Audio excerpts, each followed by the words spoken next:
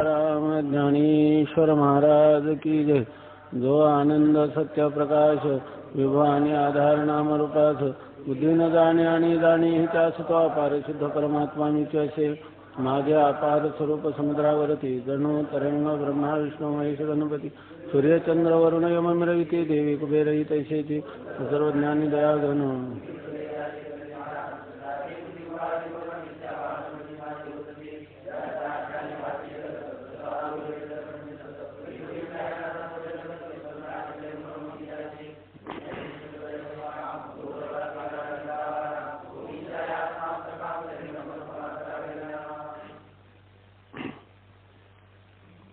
रामानुजाचार्यांची सत्ख्यातिवाद। तर त्या सत्ख्यातिवादामध्ये रज्जूवर भासणारा सर्प किंवा शुक्तीवर भासणारं रजत हे मिथ्या नसून ते सत्यच आहे। कारण जसे सर्वम द्रव्यम पांचभौतिकम, सर्व द्रव्य हे पंचमहाभूतापासून उत्पन्न झालेले आहे, म्हणजे सर्व द्रव्यांचे अवयव या पंचमहाभूताच्या ठिकाणी आहेत। जसे रज्जूचे अवयव पंचमहाभूताच्या ठिकाणी आहेत, तसेच सर्पाचे देखील अवयव पंचमहाभूतामध्ये आहेत। ज्या वेळेला आपल्याला रज्जूवर सर्पाचा भ्रम होतो किंवा शुक्तीवर रजताचा भ्रम होतो, त्यावेळेला त्या ठिकाणी ते शुक्ती आपलं रजत किंवा सर्प हे मिथ्या नाही, ते सत्यच उत्पन्न होतात। कारण त्याच्या असणारे जे अवयव जे पंचभूतात आहे त्याच्यापासून ज्या वेळेला रज्जूवर सर्पाचा भ्रम होतो किंवा शुक्तीवर रजताचा भ्रम होतो, तेव्हा ते पंचमहाभूतात असणारे त्यांचे जे अवयव त्या अवयवापासून तो सर्प उत्पन्न होतो असं त्यांनी सांगितलं। आणि ज्या वेळेला आपल्याला शुक्तीचं ज्ञान होतं किंवा रज्जूचं ज्ञान होतं, तेव्हा त्या अवयवांचा म्हणजे रजता अवयवांचा किंवा सर्पाच्या अवयवाचा आपल्या पंचमहाभूतामध्ये त्यांचा काय होतो, ध्वंस होतो असं त्यांनी सांगितलं। आपापल्या अवयवामध्ये म्हणजे सर्पाचा किंवा शुक्तीचा आपल्या अवयवामध्ये ध्वंस होतो आणि ते अवयव कुठे राहतात, पंचमहाभूतामध्ये।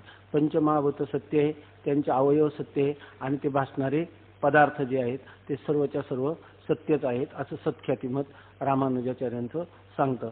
तर याप्रमाणे सांगत असताना ही 5 ख्याती झाल्या, तर त्याच्यामध्ये ही शेवटली ख्याती जी आहे ती सत्ख्याती। तर त्या सत्ख्यातिवाद्याचं मत असंगत आहे, कारण ते अनुभवाशी जुळत नाही असं त्यांनी सांगितलं। कसं ते सांगतात, श्रीगुरु आता त्याला सांगतात, तो त्याच्या मनामध्ये शंका आली की सत्ख्यातिवाद्याचं जे मत आहे तर हे मत पदार्थ सत्य आहेत असं म्हणता येत नाही। पण नाही म्हणावं तर यांनी सांगितलं सर्व द्रव्यम पंचभौतिक, सर्व द्रव्य पंचभौतिक आहेत आणि पंचभौतिक असणाऱ्या पदार्थामध्ये त्याचे जे अवयव आहेत ते अवयव राहतात, अवयवांचा ध्वंस होतो असे मान्य करावं की काय। त्यामुळे त्याच्या अंतःकरणाची द्विधा स्थिती झाली। थोडक्यात काय, अंतःकरण संशययुक्त किंवा संशयापन्न झालं आणि म्हणून तो म्हणतो की या सत्ख्यातिवाद्याचं मत जे आहे ते त्याचा मला उलगडा होत नाही, तेव्हा हे योग्य की अयोग्य हे मला सांगा। म्हणजे रज्जूवर सर्प हा सत्यच उत्पन्न होतो किंवा शुक्तीवर रजत हे सत्यच उत्पन्न होतं हे जे म्हणतात, तर ते मला तुम्ही स्पष्ट उलगडा करून सांगा असं श्रीगुरूंना तो शिष्य म्हणतो। ठीक आहे ना इथपर्यंत। तर श्रीगुरु त्याला सांगतात की आतापर्यंत सांगितलेली जी शून्यवादी बौद्धांची असत्ख्याती, शून्यवादी बौद्धाची असत्ख्याती, विज्ञानवादी बौद्धाची आत्मख्याती, न्यायवैशेषिकाची 2 प्रकारची अन्यथा ख्याती आणि वैशेषिक आपलं सांख्य आणि प्रभाकर यांची अख्याती, ही मतं जशी असंगत आहेत त्याचप्रमाणे हे सत्ख्याती मत सुद्धा असंगत आहे असं सांगतात। श्रीगुरु म्हणतात सत्ख्याती मत ही असंगत आहे, हे मत बरोबर नाही, अनुभवाशी त्याचा विरोध आहे। कारण कोणती गोष्ट जी आहे तर अनुभवाशी जुळली पाहिजे, अनुभवाशी जर जुळत नसेल तर तिचा स्वीकार करण्यात काही जरी कोणी युक्तीनं जुळली, श्रुतीनं सांगितली, परंतु ती जर अनुभवात नसेल, त्याला काय पाहिजे, श्रुती, युक्ती आणि अनुभव यांच्याद्वारा कोणत्याही पदार्थाची सिद्धी होते, नाहीतर सिद्धी होत नाही। समजा श्रुती सांगत असेल, आपण नेहमी चिंतन करतो की श्रुती सांगत असते अग्निना सिंचती, अग्नीच्या द्वारा सिंचन केलं जातं, सडा टाकला जातो, कुणी मान्य करेल का, नाही। जलेन सिंचती, जलाच्या द्वारा सडा टाकला जातो, शिंपलं जातं, त्या ठिकाणी अग्नी कुणी मान्य करणार नाही का, अनुभवाशी त्याचा विरोध आहे. युक्तीनं जरी एखादी गोष्ट सिद्ध झाली आणि अनुभवाला आली नाही तर आपण ते मान्य करत नाही. तेव्हा श्रुती पाहिजे, युक्ती पाहिजे आणि अनुभव यांच्याद्वारा नाही प्रतिज्ञा मात्रेनं वस्तुसिद्धी लक्षण प्रमाणाभ्याम वस्तुसिद्धी आपण जसं म्हणतो त्याप्रमाणे. तर इथं तो म्हणतो की सत्ख्यातिमत सुद्धा काय आहे असंगत आहे. का असंगत? तर ते अनुभवाला जुळत नाही म्हणून. आता अनुभवाशी त्याचा विरोध आहे. कारण शुक्ती ज्ञानाने रजत ज्ञानाची निवृत्ती झाल्यानंतर विचाराने सर्वांस असा अनुभव येतो की आम्हा शुक्तीच्या ठिकाणी रजत प्रतीत होण्याच्या पूर्वी व्यावहारिक रजत नव्हते, आता शुक्ती ज्ञानानंतरही नाही. इतकेच नाही तर जेव्हा शुक्तीच्या ठिकाणी रजत दिसत होते त्यावेळी सुद्धा तेथे व्यावहारिक रजत नव्हते. याप्रमाणे रजत ज्ञानाच्या पूर्वी म्हणजे भूतकाली, रजत ज्ञानाच्या वर्तमानकाली व शुक्ती ज्ञानानंतर म्हणजे भविष्यकाळी शुक्तीच्या ठिकाणी व्यावहारिक रजताच्या त्रैकालिक अत्यंताभावाचा निश्चय होतो. हा त्रैकालिक अत्यंताभाव सत्ख्यातीच्या मताने जमत नाही आणि असाच दोष त्यांनी अख्यातीवाद्यास दिला तरी त्यांचे सत्ख्यातीत तो दोष आहेच, म्हणून सत्ख्यातीमतही असंगत आहे. हा परिच्छेद चांगला समजावून घ्या. तर कारण आता पुढे काय जे खरं सिद्धांत त्याचं मत आहे अनिर्वचनीय ख्याती, त्या अनिर्वचनीय ख्यातीचं निरूपण येणार आहे. त्यामुळे पहिल्यांदा ही सत्ख्याती जी खऱ्या अनिर्वचनीय ख्यातीला विरोध करणारी प्रबल ख्याती कोणती आहे? सत्ख्याती. बाकीच्या तर ख्याती खंडित झालेल्याच आहे. आता आपण परवा चिंतन केलं प्रबल मल्ल निबर्हन न्याय. प्रधान मल्ल निबर्हन न्याय म्हणजे निबर्हन म्हणजे त्याचा पराभूत करणं, मल्ल म्हणजे पैलवान, प्रधान मल्ल म्हणजे जो सर्वात श्रेष्ठ किंवा ज्यांनी सर्वांना जिंकलेला आहे. अशा जर मल्लाचा म्हणजे पैलवानाचा आपण पराभव केला तर काय आपण इतरांचा केल्यासारखाच आहे. म्हणून अनिर्वचनीय ख्यातीवाद्यासमोर वारंवार येणारी कोणती ख्याती आहे? सत्ख्याती आहे. आणि त्या सत्ख्यातीचं निबर्हन म्हणजे तिचा पाडाव केला तर इतरांचा पाडाव केल्यासारखंच आहे. म्हणून आपण हे मत सत्ख्याती मत कसं विसंगत आहे, कसं असंगत आहे, ते अनुभवाशी कसं जुळत नाही हे आपण साक्षात पाहिलं पाहिजे. आणि याच्याविषयी आपल्याला अशी दृढ धारणा पाहिजे की सत्ख्याती मत हे विसंगत आहे, अनुभवाशी जुळत नाही. कसं ते सांगतात. सत्ख्याती मत हे असंगत आहे, अनुभवाशी त्याचा विरोध आहे. कारण अनुभवाला कसं जुळत नाही सत्ख्याती मत ते सांगतात. बघा, ज्या वेळेला आपल्याला रज्जूवर सर्प भासतो किंवा शुक्तीवर रजत भासतं, इथं शुक्ती रजताचं उदाहरण दिलं तर शुक्तीवर रजत भासतं, तर विचार काय चालू आहे की शुक्तीवर रजत भासलं कसं, त्याची संगती सांगितलं. तर त्यांनी सांगितलं शुक्तीवर रजत काय झालं? सत्यच भासलं. बरोबर ना? शुक्तीवर रजत जे आहे ते भासमान नाही तर ते काय आहे? सत्यच आहे. फक्त त्याचे अवयव जे पंचमहाभूतात होते, बरोबर ना, त्याचे रजताचे अवयव ज्या वेळेला तुम्हाला रज्जू ज्ञानाने, बरोबर ना, त्याचा आपलं शुक्ती ज्ञानाने ज्या वेळेला रजत भ्रम निवृत्त झाला आहे की नाही, त्यावेळेला ते कुठं गेली ती रजत? तर ते त्या ठिकाणी जसं शुक्तीचे अवयव पंचमहाभूतात आहे तसे रजताचे अवयव पंचभूतात आहे, त्या पंचभूताच्या ठिकाणी ते राहिले. आणि ज्या वेळेला तुम्हाला शुक्तीवर रजताचा भ्रम झाला तेव्हा त्या पंचमहाभूतापासून त्या अवयव जे आहेत ते त्या अवयवापासूनच काय झालं? पुन्हा रजत उत्पन्न झालं असं तो म्हणतो. म्हणजे पंचमहाभूत सत्य, तिचे अवयव सत्य आणि त्या अवयवापासून उत्पन्न होणारा अवयवी जो सर्प किंवा इकडं अवयवी जे रजत तेही सत्यच आहे असं तो म्हणतो. आता ही गोष्ट अनुभवाला जुळली पाहिजे. तर अनुभवाच्या दृष्टीने आपण जर पाहिलं तर आपण जेव्हा आपल्याला शुक्तीचं ज्ञान होतं त्यावेळेला आपला अनुभव काय असतो? आपण काय विचार करतो? ज्या वेळेला मला हे शुक्तीवर रजत भासलं, पण जोपर्यंत भासलं नव्हतं त्यावेळेला ह्या शुक्तीच्या ठिकाणी रजत होतं का? नव्हतं. बरं, मला आता शुक्तीचं ज्ञान झालं तर रजत राहणार आहे का? नाही. पुन्हा आपल्या मनात असं कधी वाटतं का ज्या वेळेला शुक्तीवर रजत भासलं त्यावेळेला तेवढ्यापुरतंच ते उत्पन्न झालं होतं आणि ते सत्य रजत त्या ठिकाणी होतं असं आपल्याला वाटतं का? ज्या वेळेला भासलं त्यावेळेला पण नव्हतं असा निश्चय होतो. मग आपल्याला भासण्याच्या पूर्वी रजत होतं का शुक्तीवर? शुक्तीचं ज्ञान झाल्यानंतर आहे का भविष्य काळात? आणि वर्तमान काळात तरी जेव्हा भासतं तेव्हा तरी रजत होतं का तिथं? नाही. म्हणजे रजताच्या शुक्ती स्वरूपाच्या ठिकाणी रजताच्या त्रैकालिक अत्यंताभावाचा निश्चय होतो. असा काय आपला अनुभव. आणि हा काय सांगतो सत्ख्यातीवादी की त्या ठिकाणी ते रजत काय आहे, सत्यच आहे. आपल्याला वर्तमान काळात दिसलं तेव्हा तरी सत्य वाटतं का? बरं, पूर्वी तो म्हणतो त्या रजताचे अवयव पंचमहाभूतात होते, म्हणजे रजत सत्यच होतं पूर्वी, भासण्याच्या पूर्वी, आणि त्याचे अवयव पंचमहाभूतात राहिले, असा आपल्याला अनुभव आहे का? नाही. बरं, आता एकदा रजताचं ज्ञान झाल्यानंतर, बरोबर, आपलं शुक्तीचं ज्ञान झाल्यानंतर त्या पंचमहाभूतामध्ये राहणाऱ्या अवयवापासून त्याची उत्पत्ती झाली, असं तरी आपल्याला ज्ञान आहे का? असं तरी आपला अनुभव आहे का? नाही. मग आपला अनुभव काय आहे? ज्या शुक्तीच्या ठिकाणी रजताचा आपल्याला भास होतो त्या ठिकाणी त्या रजताचा त्रैकालिक अत्यंताभावाचा निश्चय आपल्या बुद्धीमध्ये आहे, म्हणजे असाच आपला काय आहे, अनुभव. मग अनुभवाशी हे जुळतं का की सत्य रजत आहे? असं जुळत नाही. सत्य सर्प आहे असं जुळतं का अनुभवाशी? नाही. आणि सत्ख्यातीवादी आपल्याशी जुळून घेतो का? असं नाही. अनुभवाची काय करतो तो? प्रतारणा करतो. अनुभव आहे त्रैकालिक अत्यंताभावाचा, आणि तो सांगतो काय, तो पदार्थ आहे सत्य. जो पदार्थ त्रैकालिक अत्यंताभावरूप आहे, वंध्यापत्रासारखा आहे की नाही, तो पदार्थ तो काय सांगतो, तो पदार्थ सत्य आहे असं सांगतो. मग हे अनुभवाशी जुळतं का? नाही. त्याचं सांगतात सत्ख्यातिमत हे असंगत आहे, अनुभवाशी त्याचा विरोध आहे. कारण शुक्ती ज्ञानाने रजत ज्ञानाची निवृत्ती झाल्यानंतर, जेव्हा शुक्तीचं ज्ञान होतं तेव्हा रजताची निवृत्ती होते का रजत ज्ञानाची निवृत्ती होते का दोन्हींची निवृत्ती होते? रजत आणि रजत ज्ञानाची निवृत्ती होते. आणि एकदा शुक्ती ज्ञानाने रजत ज्ञानाची निवृत्ती झाल्यानंतर विचाराने सर्वांस असा अनुभव येतो की, मग सगळे विचार करायला तर नंतरच बसले ना, शुक्तीवर रजत सर्वांना भासलं आणि नंतर शुक्तीच्या ज्ञानाने रजत ज्ञान निवृत्त झालं आणि नंतर सगळे विचार करायला बसलेले आहेत. कोण? हे ख्यातीवादी, हे 5 जण बसलेले होते, आहे की नाही. आणि 6 अनिर्वचनीय ख्यातीवादी तिथंच उपस्थित होता त्यांच्या बैठकीला, आहे की नाही.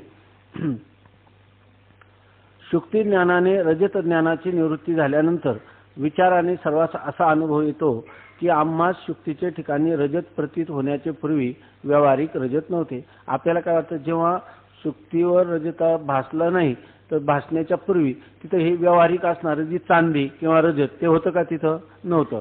आता शुक्ती ज्ञानानंतरही नाही. आता तर आम्हाला शुक्तीचं ज्ञान झालंय, आताही त्या ठिकाणी व्यावहारिक रजत आहे का? नाही. इतकेच नाही तर जेव्हा शुक्तीचे ठिकाणी रजत दिसत होते त्यावेळी सुद्धा तेथे व्यावहारिक रजत नव्हते. आणि जेव्हा आपल्याला शुक्तीवर रजताचा भ्रम झाला तेव्हा तरी व्यावहारिक रजत होतं का? ज्ञानानंतर पुढे तिथं व्यावहारिक रजत असणार आहे का? नाही. पूर्वी त्या ठिकाणी होतं का? आणि आता तरी आहे का? नाही. याप्रमाणे रजत ज्ञानाच्या पूर्वी म्हणजे भूतकाली, रजत ज्ञानाच्या वर्तमानकाली आणि शुक्ती ज्ञानानंतर म्हणजे भविष्यकाळी. रजताचं ज्ञान होण्याच्या पूर्वी, बरोबर आहे ना, रजताचं ज्ञान झाल्यानंतर, बरोबर ना, रजत ज्ञानाच्या वर्तमानकाली, जेव्हा तुम्हाला रजताचं ज्ञान होतं तेव्हा, रजत ज्ञानाच्या पूर्वी, आणि आता नंतर म्हणजे काही एकदा रजताचं अधिष्ठान शुक्तीचं ज्ञान झाल्यानंतर म्हणजे भविष्यकाळी. शुक्ती ज्ञानानंतर म्हणजे भविष्यकाळी शुक्तीच्या ठिकाणी व्यावहारिक रजताच्या त्रैकालिक अत्यंताभावाचा निश्चय होतो. आपला निश्चय काय होतो? शुक्तीच्या ठिकाणी व्यावहारिक रजताचा त्रैकालिक अत्यंताभाव आहे, म्हणजे तिन्ही कालात शुक्तीच्या ठिकाणी रजत व्यावहारिक रजत नाही असाच आपल्या बुद्धीचा निश्चय होतो. हा त्रैकालिक अत्यंताभाव सत्ख्यातीच्या मताने जमत नाही.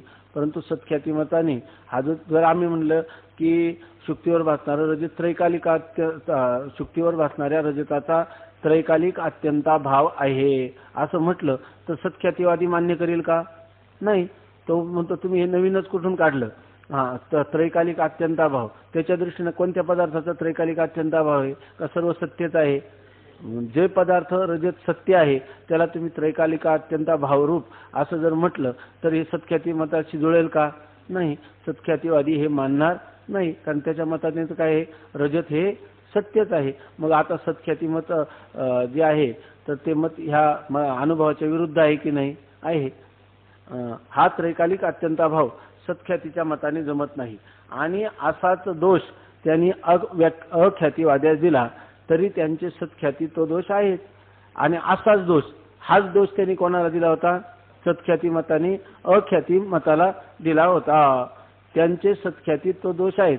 जो दोष त्यांनी पूर्व ख्यातीवाद्यांना दिला म्हणजे अख्यातीवाद्यांना दिला, तोच दोष कोणामध्ये आहे?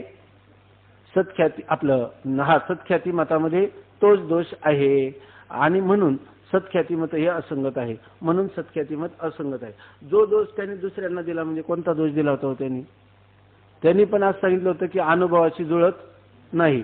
कोणतं मत? अख्याती मत अनुभवाची जुळत नाही म्हणून ते मत विसंगत आहे. आणि तुमचंही मत अनुभवाची जुळत नाही म्हणून तेही विसंगत आहे. अनुभवाचं काय स्वरूप सांगितलं होतं त्यांनी आणि त्याचं खंडन केलं. कोण सांगतं? हां सांगा.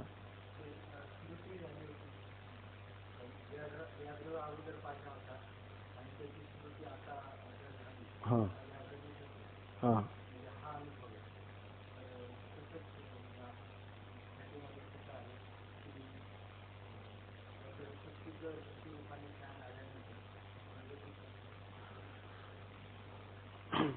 सांगतात कोण? हां हां हां हां त्यांनी सांगितलं तर ख्यातीवाद्यांनी काय आहे, तुम्हाला कोणतंही ज्ञान होतं ना, दोन ज्ञान मिळून एक ज्ञान भासतं. कारण त्या दोन ज्ञानांचा विवेक होत नाही म्हणून. कोणतं? इदम रूपाने. तुम्ही ज्या वेळेला म्हणता की इयम काय अयम काय नाही रजत अयम रजतम इमम रजतम इमम रजतम हे काय आहे? बरोबर ना? इदम रजतम हे काय आहे? बरोबर आहे ना? इदम रजतम हे रजत आहे असं तुम्ही ज्या वेळेला म्हणता, बरोबर ना, तर त्यावेळेला काय म्हणतात ते की तिथं काय असते? शुक्ती. मग शुक्तीचं तुम्हाला अंतकरणाची वृत्ती नेत्रेंद्रियाद्वारा शुक्ती देशापर्यंत जाते आणि इदम रूपाने म्हणजे इथं काहीतरी पडलंय असं त्याचं काय होतं? सामान्य ज्ञान होतं. आणि त्याच वेळेला तुम्ही कुठंतरी सोनाच्या दुकानात म्हणजे सोनाराच्या दुकानात चांदी पाहिलेली असते आणि त्या चांदीचं तुम्हाला काय होतं? इथं स्मृती होते. अशा रीतीनं इदम रूपाने सामान्य प्रत्यक्ष आणि रजत रूपाने स्मृती ही दोन ज्ञानं होतात, आहे की नाही? असं त्यांनी सांगितलं. आणि ही दोन ज्ञान मिळून इदम रजतम असं तुम्हाला एक ज्ञान भासतं असं कोणी सांगितलं होतं? अख्याती मताने. त्यांचं खंडन कोणी केलं? सत्ख्याती मताने केलं. कसं?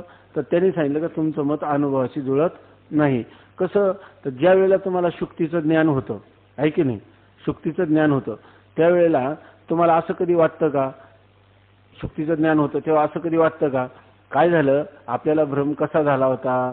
तर त्या इदम रूपाने सामान्य प्रत्यक्ष आणि सोनाराच्या दुकानात पाहिलेल्या रजताची आपल्याला स्मृती झाली आणि ही दोन ज्ञान एकत्र मिळून आपल्याला इदम रजतम असं ज्ञान झालं असं कधीतरी आपल्याला वाटतं का? आपल्याला कधीही वाटत नाही. आणि नंतर काय? स्मृतीचा जो पदार्थ असतो ना त्याच्यापासून स्मृती ज्ञानाचा जो पदार्थ असतो तो प्रत्यक्ष असतो का? नसतो. आणि त्याच्यापासून भयकंप निर्माण होतील का? लोभ निर्माण होतील का? ती आपण शुक्तीवर रजत पाहिल्याबरोबर आपल्याला काय झाला? लोभ निर्माण झाला. आणि रज्जूवर सर्प पाहिला तेव्हा भयकंप आधी निर्माण झाले. असा अनुभव आहे का कुठं? स्मृती 10 वर्षापूर्वी पाहिलेला वाघ म्हणून तो वाघाचं आज झालं स्मरण आणि घरातून लागला पळायला, असं कधी होतं का? नाही. अनुभवाची जुळत नाही. म्हणजेच याचा अर्थ काय? अनुभव असा येतो की ज्या वेळेला आपल्याला शुक्तीचं ज्ञान होतं त्यावेळेला आपल्याला शुक्तीचं इदम रूपाने सामान्य प्रत्यक्ष आपलं शुक्तीचं इदम रूपाने सामान्य प्रत्यक्ष झालं आणि रजत रूपाने त्याचं काय झाली? स्मृती झाली. असं कोणाचा तरी अनुभव आहे का? आणि त्यावेळेला आपल्याला कशामुळे भासलं? तर आपल्याला या ठिकाणी सामान्य प्रत्यक्ष आणि स्मृती ज्ञान या दोन ज्ञानांचा विवेक झाला नाही. असा विवेक कोणीतरी पुरुष या जगामध्ये करतो का? शुक्ती ज्ञानानंतर कोणीच नाही, आहे की नाही? आणि स्मृतीच्या पदार्थाने भयकंप लोभ असे कधी उत्पन्न होतात का? नाही. कारण तो स्मृती ज्ञानाचा पदार्थ प्रत्यक्ष नसतो, त्याने काही परिणाम होत नाही. इथं परिणाम होताना दिसतो. म्हणून या ठिकाणी ही जी अख्याती मत आहे, अख्याती मत म्हणजे स्मृती ज्ञान आणि इदम रूपाने प्रत्यक्ष ज्ञान ही दोन्ही ज्ञानांचं एकत्र भासणं, हे काही कधी दोन्ही ज्ञान मिळून एक ज्ञान होणं, असा काही ही जी सांगितलेली संगती आहे ती अनुभवाची जुळत नाही असं म्हणून सत्ख्याती मताने त्यांचं खंडन केलं. आता याचं मत तरी कुठं अनुभवाची जुळतंय?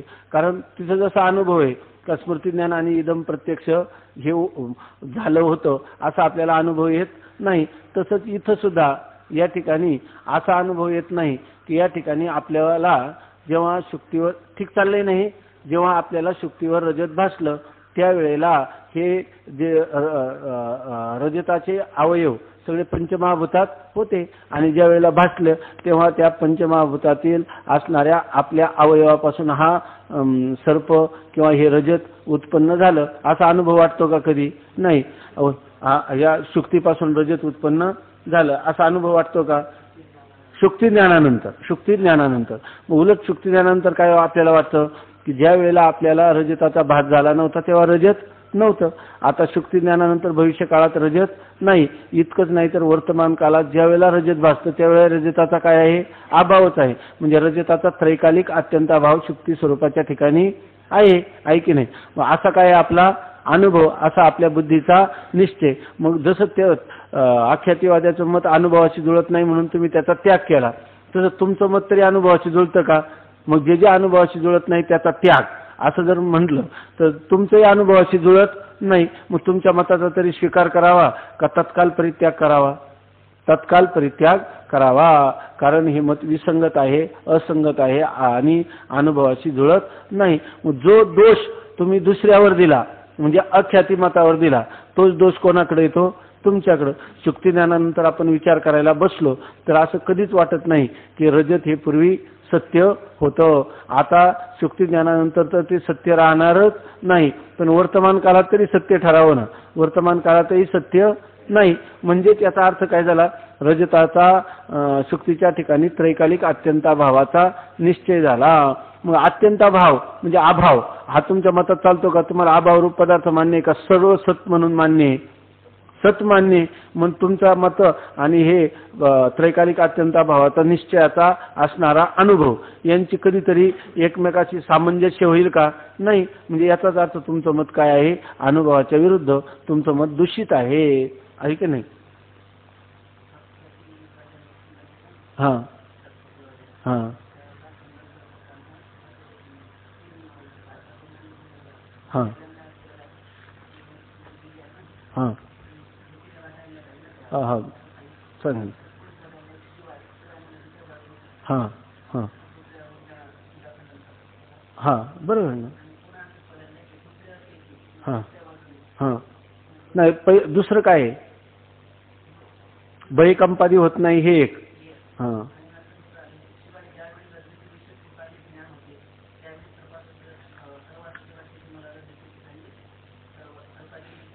हां हा दुसरा अनुभव आहे की ज्या वेळेला आपल्याला शुक्तीच्या ठिकाणी रजत वाटतं नंतर आपण शुक्तीचं ज्ञान करून घेतो तेव्हा असं कोणाला तरी वाटतं का शुक्तीच्या ठिकाणी सत्यच रजत निर्माण झाला का शुक्तीच्या ठिकाणी रजताचा भ्रम झाला असं वाटतं?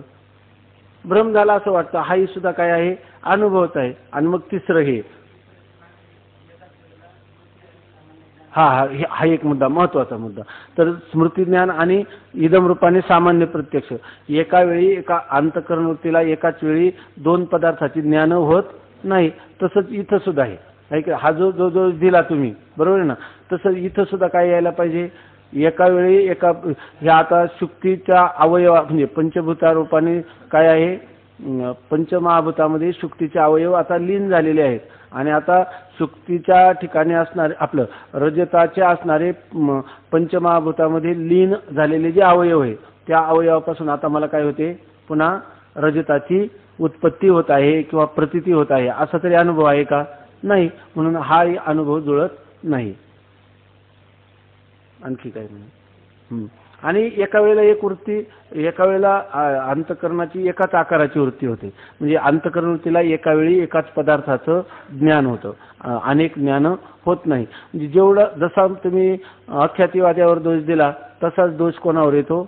तुमच्यावर येतो. मुख्य दोष येतो तो अनुभवाशी जुळत नाही. अनुभवात येतो त्रैकालिक अत्यंताभावाचा निश्चय आणि तुमच्या मतात काय सिद्ध करता तुम्ही? तो पदार्थ त्रैकालिक अत्यंताभाव नसून तो पदार्थ काय आहे? त्रिकालामध्ये सत्यच आहे. तिन्ही कालामध्ये ज्याचा बाध होत नाही त्याला काय म्हणतात? सत्य. तुमच्या मताने सत्य आणि आमच्या मताने तिन्ही कालामध्ये त्या पदार्थाची सिद्धीच होत नाही. अशी स्थिती असताना तुम्ही जर म्हणायला लागले की सर्व पदार्थ सत्य आहे तर हे अनुभवाशी जुळतं का? नाही. पुन्हा दुसरी गोष्ट, स्मृती ज्ञानाच्या पदार्थामध्ये तुम्ही म्हणतात भयकंप निर्माण होत नाही. आहे की नाही, भयकंप निर्माण. इथं जेव्हा तुम्हाला रज्जूवर सर्प भासतो तेव्हा भयकंपादी निर्माण होतात, आहे की नाही. पुन्हा ज्या वेळेला तुम्हाला शुक्तीचं ज्ञान होतं तेव्हा तुम्हाला असं वाटत नाही का सत्य रजत त्या ठिकाणी आहे, किंवा ज्या वेळेला भ्रम झाला त्यावेळेला सत्य रजत होतं, असं वाटतं का त्या काल्यात त्याचा अभाव होता असा निश्चय होतो. त्यावेळेला तुमचं मन सुद्धा तुम्हाला सांगतं की रज्जूवर सर्पाचा किंवा शुक्तीवर रजताचा भ्रम झाला होता. आता इथं दोन ज्ञानाचं कसं जुळेल? इथं दोन ज्ञानाचं काही कारण नाही. दोन हा हा हा पाडले. हा हा तीन दुसरे हो हा हा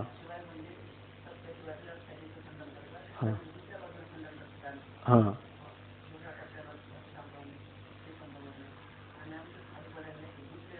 हा बरोबर. बरोबर आहे, तीन मुद्दे आहेतच ना त्याच्यामध्ये. हा तीन मुद्दे आहेतच ना. एक स्वतःचा अनुभव असा आहे की ज्या वेळेला आपल्याला शुक्तीचं ज्ञान होतं, त्यावेळेला असं वाटत नाही का या ठिकाणी हे जे रजत आहे तर ह्या रजताविषयी स्मृती ज्ञान झालं होतं आणि इदम रूपाने प्रत्यक्ष झालं होतं असाही अनुभव येत नाही.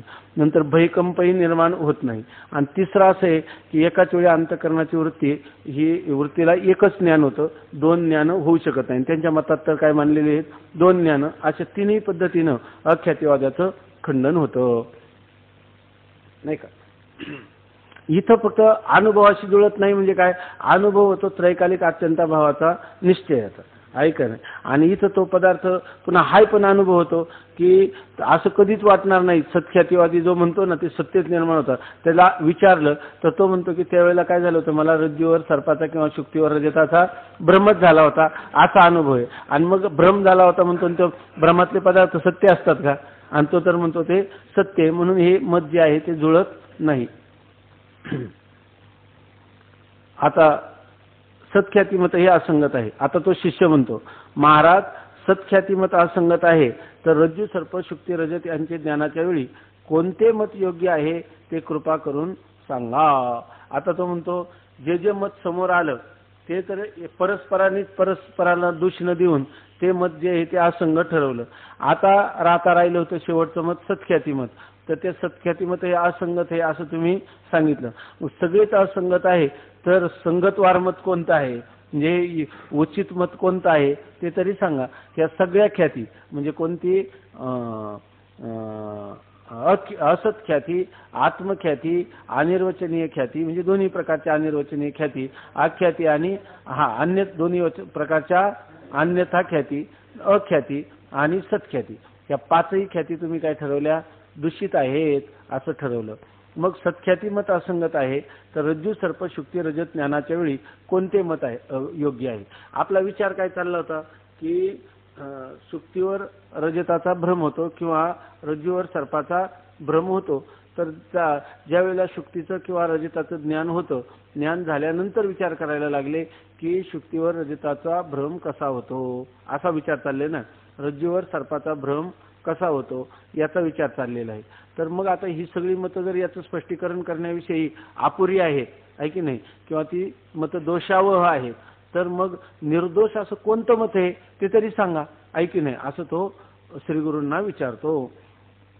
महाराज सत्ख्याती मत असंगत आहे तर रज्जू सर्प किंवा शुक्ती रजत यांचे ज्ञानाच्या वेळी म्हणजे शुक्तीवर रजताचं ज्ञान कसं होतं आणि शुक्तीवर रजताचं ज्ञान कसं होतं, रजत कसं उत्पन्न होतं आणि त्या रजताचं ज्ञानही कसं होतं याविषयी स्पष्टीकरण करणारं कोणतं निर्दोष मत असेल तर ते तुम्ही मला सांगा, असं तो श्रीगुरूंना म्हणतो. श्रीगुरू म्हणतात, हे शिष्य वेदांत पक्षाचे मत अत्यंत शुद्ध आहे. ते म्हणतात ह्या रज्जू सर्पाचं स्पष्टीकरण करायचं झालं किंवा शुक्ती रजताचं स्पष्टीकरण करायचं झालं तर खरं मत कोण, त्या याचं स्पष्टीकरण करणारं कोणतं मत आहे, वेदांत मत आहे. म्हणजे याचं स्पष्टीकरण कोणाच्या साहाय्याने होतं, वेदांत दर्शनाच्या किंवा उपनिषदाचं चिंतन केलं तर ह्या रज्जू सर्पाचं जे काही तुम्हाला भास होतो याचं चांगल्या प्रकाराने स्पष्टीकरण होतं. म्हणजे थोडक्यात काय, याच्या स्पष्टीकरणासाठी तुम्हाला वेदांताची कास धरली पाहिजे, वेदांताला शरण गेलं पाहिजे. वेदांताने याचं कसं स्पष्टीकरण केलं, रज्जूवर सर्प भासतो कसा, याविषयी तुम्ही अनुसंधान केलं पाहिजे, चिंतन केलं पाहिजे असं सांगतो. हे शिष्य वेदांत पक्षाचे मत अत्यंत शुद्ध आहे. म्हणजे त्या पक्षामध्ये शुद्ध आहे म्हणजे निर्दोष आहे, त्याच्यामध्ये कोणतेही दोष काढता येणार नाही. ते अनिर्वचनीय ख्याती मानतात. आणि वेदांत पक्ष कोणता, अनिर्वचनीय ख्याती मानणारा आहे. वेदांत पक्षस्तु विवर्तवाद, विवर्तवाद मानणं म्हणणं काय आणि अनिर्वचनीय ख्याती मानणं म्हणणं काय, या दोन्हीचा अर्थ एकच आहे. मग वेदांत पक्षाचा कोणता वाद आहे, विवर्तवाद. किंवा वेदांत पक्षाची कोणती ख्याती आहे, तर अनिर्वचनीय ख्याती आहे. त्या ख्यातीच्या रीतीने भ्रमकालीन भासणाऱ्या सर्पाची आणि त्याच्या ज्ञानाची संगती उत्तम लागते. जर ही अनिर्वचनीय ख्याती आपण स्वीकारली तर रज्जूवर भासणारा सर्प आणि त्याचं होणारं ज्ञान, म्हणजे सर्पज्ञानही मिथ्या आहे आणि सर्पही मिथ्या आहे, तेव्हा त्या रज्जूवर भासणाऱ्या सर्प आणि सर्पज्ञानाची संगती ही वेदांत दर्शनाच्या साह्याने किंवा वेदांताला अनुसरून केलेला जो विचार, त्या विचाराच्या द्वारा याचं चांगल्या प्रकाराने स्पष्टीकरण किंवा उलगडा होतो असं श्री गुरु सांगतात. म्हणजे कोणती ख्यातीचा विचार सांगतात, अनिर्वचनीय ख्याती. कशासाठी, तर भ्रमातले पदार्थ आणि पदार्थांचं ज्ञान, रज्जूवर भासणारा सर्प आणि सर्पज्ञान, सुक्तीवर भासणारं रजत आणि रजताचं ज्ञान, याविषयी अनिर्वचनीय ख्यातीचा माध्यमातून जर चिंतन केलं तर तुम्हाला चांगल्या प्रकारे उलगडा किंवा स्पष्टीकरण होईल असं सांगतात. ठीक आहे ना. आता शिष्य म्हणतो, श्री गुरु अनिर्वचनीय हा शब्द ऐकल्याबरोबर प्रथम चमत्कारिक वाटते. तो म्हणतो तुम्ही काय म्हणतात, वेदांताची अनिर्वचनीय ख्याती, आणि त्या अनिर्वचनीय ख्यातीने काय होईल, सर्प आणि सर्पज्ञानाचं स्पष्टीकरण होईल, म्हणजे चांगल्या प्रकाराने सांगता येईल. कोणती ख्याती, अनिर्वचनीय ख्याती. तेव्हा त्या अनिर्वचनीय जो शब्द आहे त्या शब्दाला घेऊन तो त्या श्रीगुरूंना विचारतो.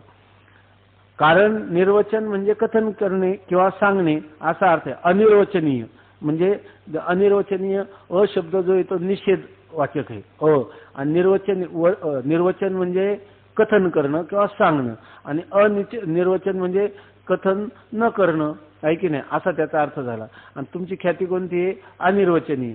अनिर्वचनीय ख्याती म्हटलं की माझ्या माहितीप्रमाणे मला जेवढं व्याकरणाचं ज्ञान आहे म्हणतो त्याप्रमाणे नि उपसर्गपूर्वक कोणता धातू, वच का, हा वच धातू, बरोबर आहे ना, ब्रू धातू ऐक. नि उपसर्गपूर्वक ब्रू धातूचा अर्थ काय आहे, कथन करणे किंवा सांगणे. द्वितीय गणाचा धातू आहे का, ब्रू नाही का.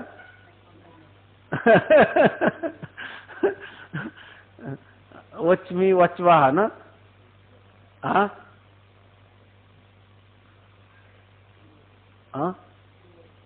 ब्रुवच आहे की नाही. ब्रू काय सर कोणतं जाते, वच धातू. तर या ठिकाणी आणि ब्रू धातूचा अर्थ कथन करणे किंवा सांगणे असा आहे. वच धातूचा देखील अर्थ तोच आहे. आणि मला वाटतं तो द्वितीय गणाचा आहे का, द्वितीय गणाचा धातू आहे. आणि याचा परस्मय पदाचा आहे का, जो उभय पदाचा आहे, उभय पदामध्ये चालतो.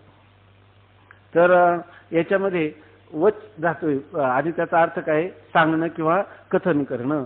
मग निर्वचनीय नि उपसर्गपूर्वक वच धातूपासून बघा बरं का, परत ब्रू आणि वच दोन्ही आहे.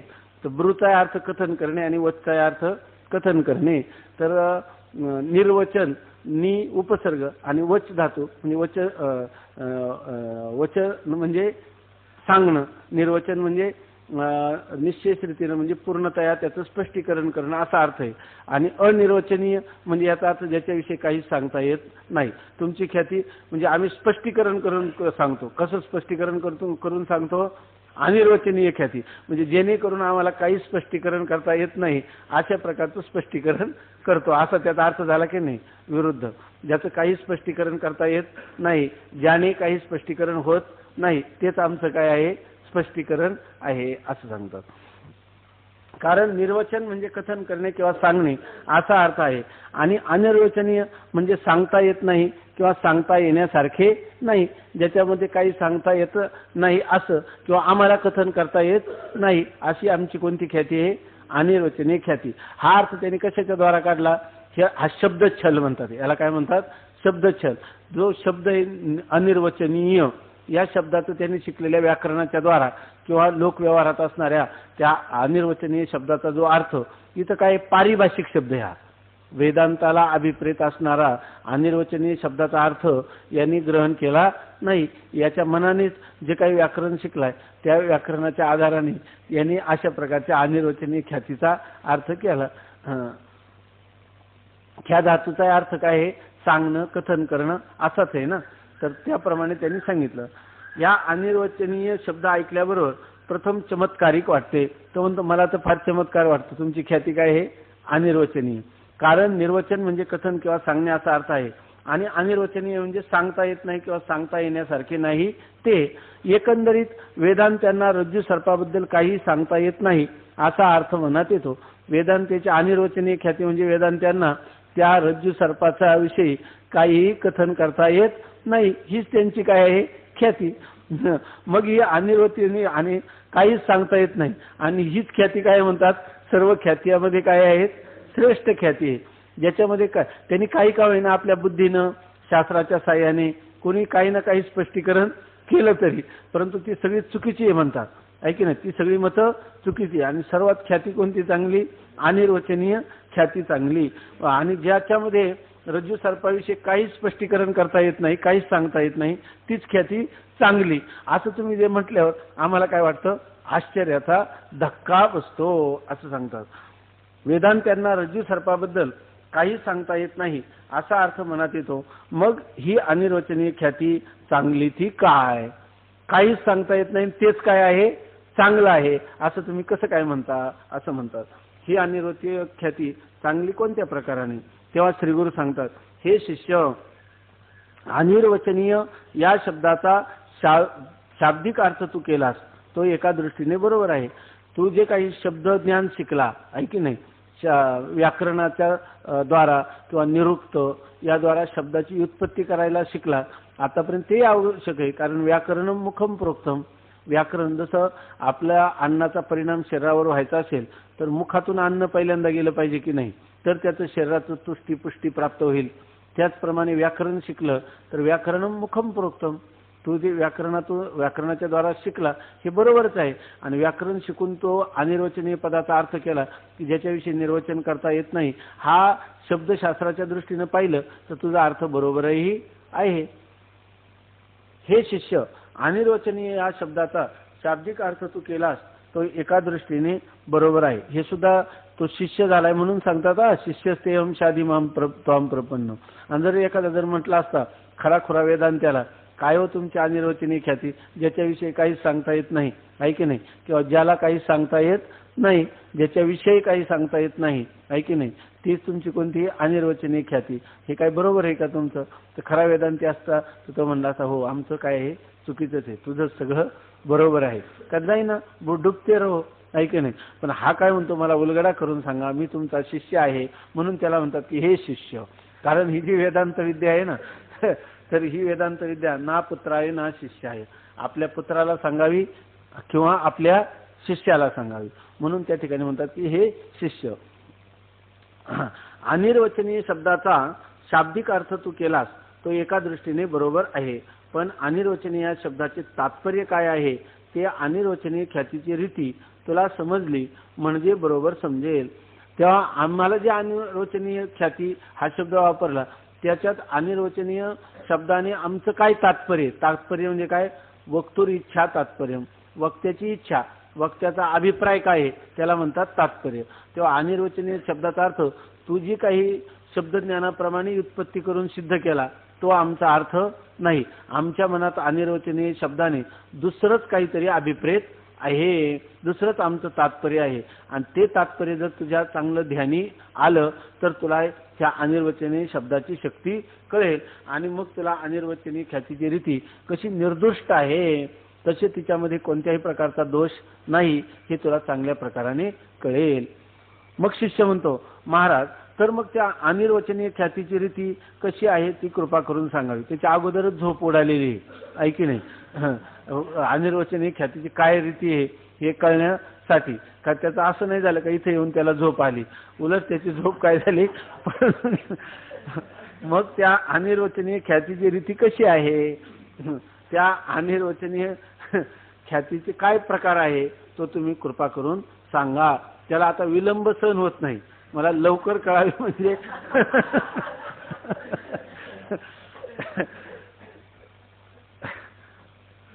आता त्याला झोप कशी काय येईल, त्याला सारखी तळमळ लागलेली आहे. बाबा सांगत असतात ना, मारुती बाबा सांगत असतात की तो माणूस त्याला कधीच झोप येत नव्हती आणि तो रात्रीचा सुद्धा प्रवास करायचा, घोड्यावरून चालला आणि त्याला झोप यायला लागली. तर त्यांनी सांगितलं की तो गडी होता बरोबर, त्यांनी सांगितलं इथं भोवताली तू पहा बरं, मला सारखी झोप यायला लागली, मला अंथरुणावर गादीवर झोप येत नाही, घोड्यावर झोप यायला लागली. त्यांनी सांगितलं तू इथं भोवताली पाहुणी कुठे विचारसागराचा पाठ चाललाय.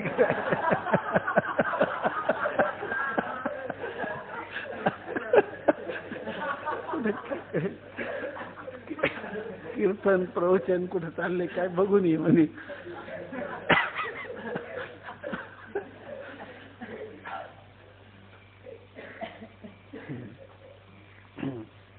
श्री गुरु सांगतात की अनिर्वचनीय ख्यातीची रीती सांगा असं तू जे म्हणतो ते सांगतो रीती थोडी कठीण आहे. अनिर्वचनीय ख्यातीचा प्रकार थोडा समजण्याला काय म्हणतात कठीण आहे.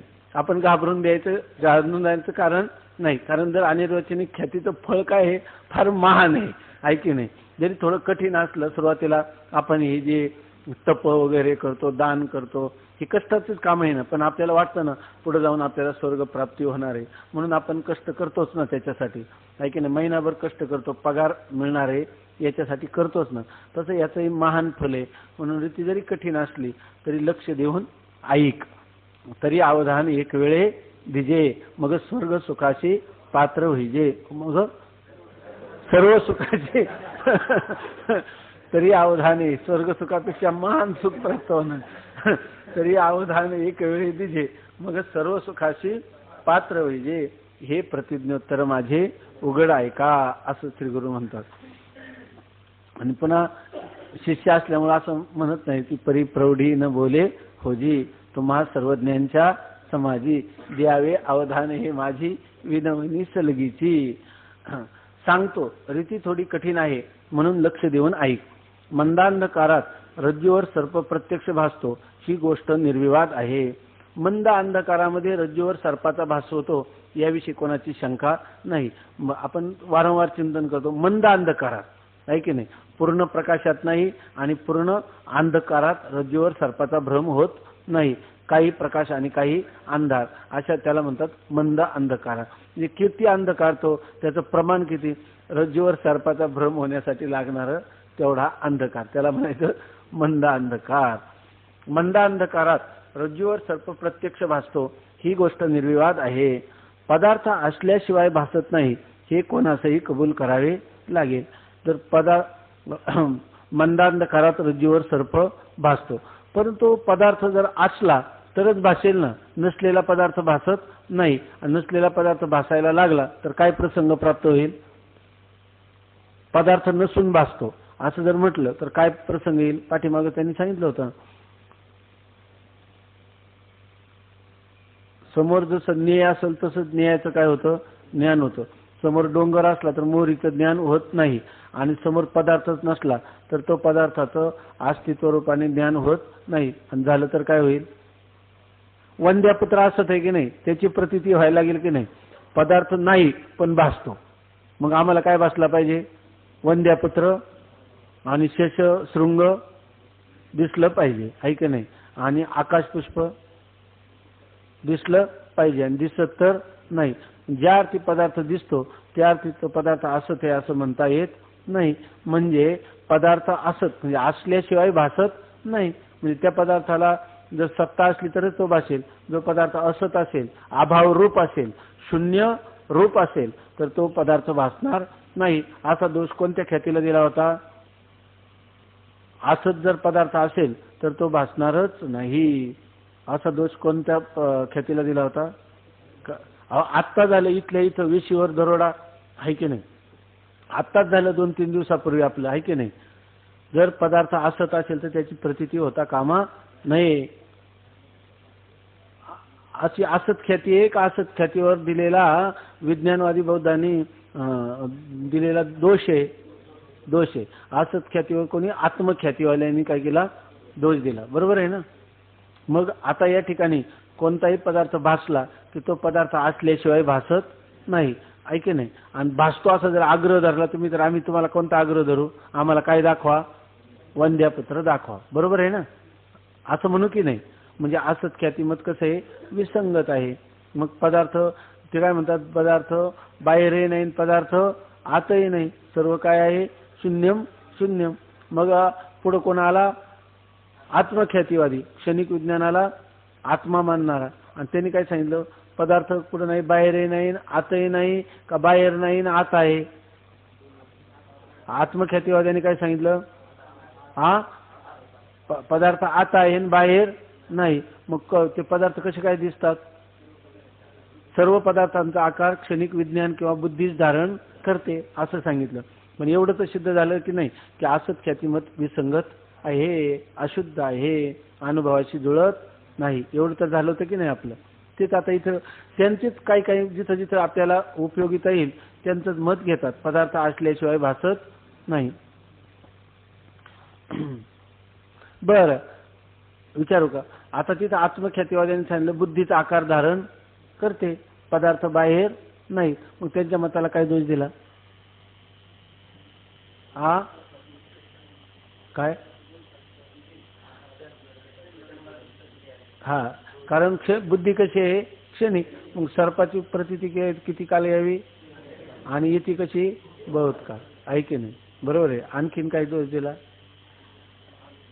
जो मी आजोबांच्या मांडीवर खेळत होतो तोच मी आता नातवाला मांडीवर खेळवतो, अशा प्रकारचं स्मृती ज्ञान ना, का प्रत्यभिज्ञान आहे? अशा प्रकारची प्रत्यभिज्ञा होऊ नये. प्रत्यभिज्ञा म्हणजे काय? प्रत्यभिज्ञा म्हणजे काय? पूर्वीचं ज्ञान.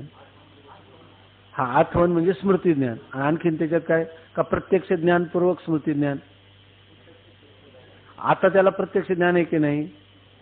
बरोबर आहे ना? आणि पूर्वीचे काय आहे? म्हणजे प्रत्यक्ष ज्ञानपूर्वक स्मृती ज्ञानाला काय म्हणतात? प्रत्यभिज्ञा. म्हणजे पूर्वी देवदत्त कुठं पाहिला? काशीमध्ये. आता कुठं पाहतो? आळंदीमध्ये. आता त्याचं काय? या काळात, वर्तमान काळात त्याचं काय आहे? प्रत्यक्ष. आणि देवदत्ताला पाहिलेले तिकडची काय आहे? स्मृती. बरोबर आहे ना? प्रत्यक्ष ज्ञानपूर्वक स्मृती ज्ञानाला काय म्हणतात? प्रत्यभिज्ञा असं म्हणतात. असं गेलं ना? मग आता त्याला काय सांगितलं? प्रत्यभिज्ञा होईल का?